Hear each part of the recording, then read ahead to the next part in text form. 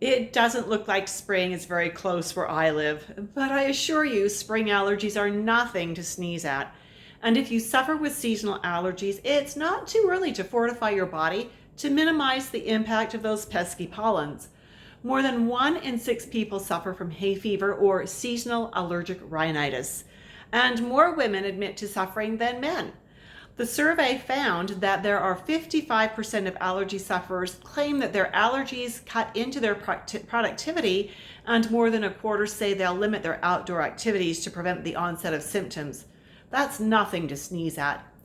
Allergy season varies depending on when spring starts where you live. Where I live, the misery starts late in May. It may start much earlier if you live further south than I do. Trees are the main culprits in early spring. Trees produce great quantities of pollen because they have to rely on the wind to get their pollen to the intended target for pollination to occur. Among the worst offenders are ash, elder, birch, box elder, cedar, elm, maple, mulberry, oak, walnut, and poplar. Oak trees shed copious amounts of pollen, more than other plants, according to the aerobiology research laboratories. Who are the offenders as we move into early summer? Again, the timing of the season may vary, but the order in which the plants release pollen doesn't. In early summer, pollen from grasses gets bad.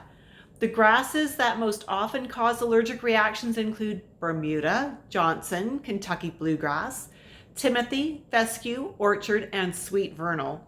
Grasses produce less pollen, so symptoms may not be as severe as with spring trees. However, pollination generally lasts longer with grasses, so the symptoms may be present for a longer period of time. But how can you tell the difference between a cold and seasonal allergies? If you have more than one of these symptoms at a time, it's more likely to be an allergy. So with allergies, there is no fever and no muscle ache. Mucous membrane secretions are clear and runny. Sneezes occur in multiple rapid sequence. Your nose, ears, and throat itch, especially the roof of your mouth. Eyes are red, irritated, and weepy.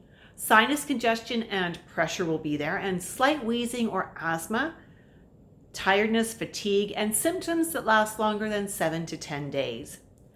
Over the next few weeks, we'll talk about natural supplements you can use to relieve your allergic symptoms, so watch this space.